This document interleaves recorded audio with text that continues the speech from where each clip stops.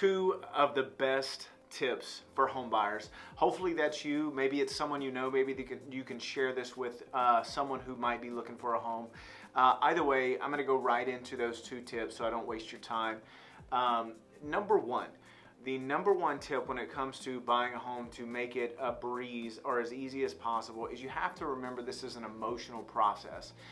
This is an experience that you might go in thinking that you have everything under control, you have everything in check, but when things get tight and things get tense and things get stressful, your emotions kind of come out, and those little things that can go wrong seem to magnify.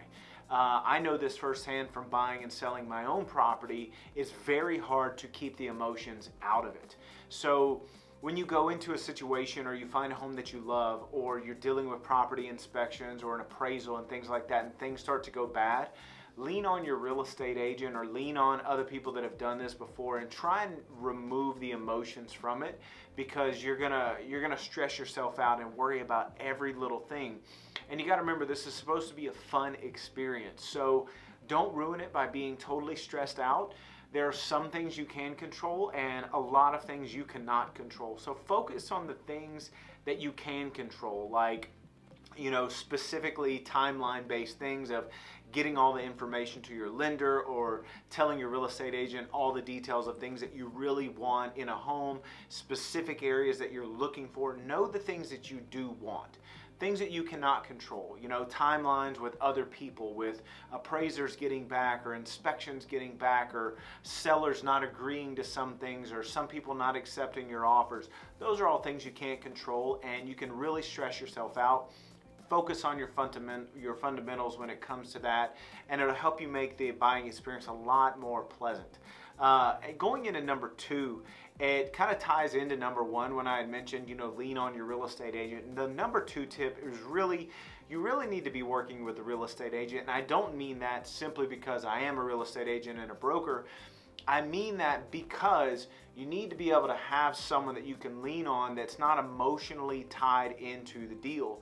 Your real estate agent isn't buying the home with you. They're assisting you. They're facilitating things. So a lot of times a really good real estate agent can almost be like your makeshift shrink or consultant. Like, you can talk to them about what's next, what do we do, what's going to happen next.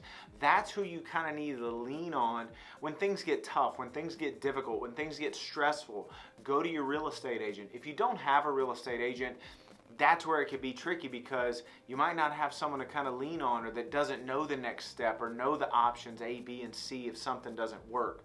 So the other thing with a real estate agent is a lot of buyers don't know this. They're completely free. Like, the commission is paid by the seller. Like, they're offering a commission to the real estate agent to sell their home, and that commission is being split with the agent that represents you. So you don't owe any out-of-pocket expense to a real estate agent. Like, the commission is going to be paid regardless, so you might as well have someone on your side who's going to be fighting for you. And if you look at the button below, it actually offers you a checklist, and that's where I wanted to kind of lead into this next part. If you've made it this far in the video, you're probably pretty serious about buying a home, or you maybe know someone who is.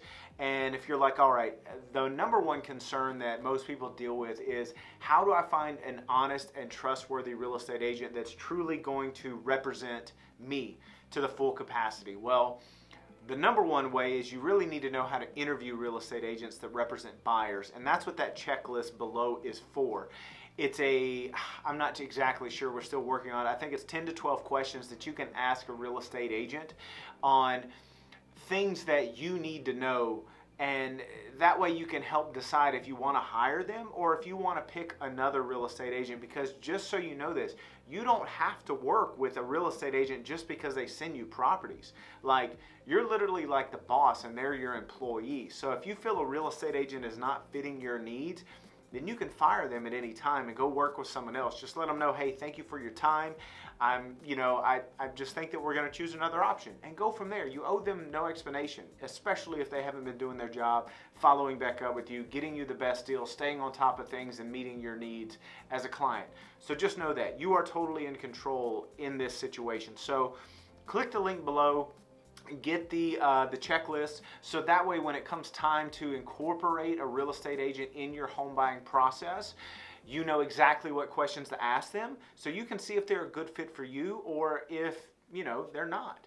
So either way, I really appreciate you taking the time to watch this video. I know it was a little long, so thank you so much. It means the world to me. And if you have any questions, all you have to do is click the link that gets in contact with me, and I'm more than happy to help you out. So thanks for watching. Go ahead and click the link, get your checklist, and have a good day. Happy house hunting.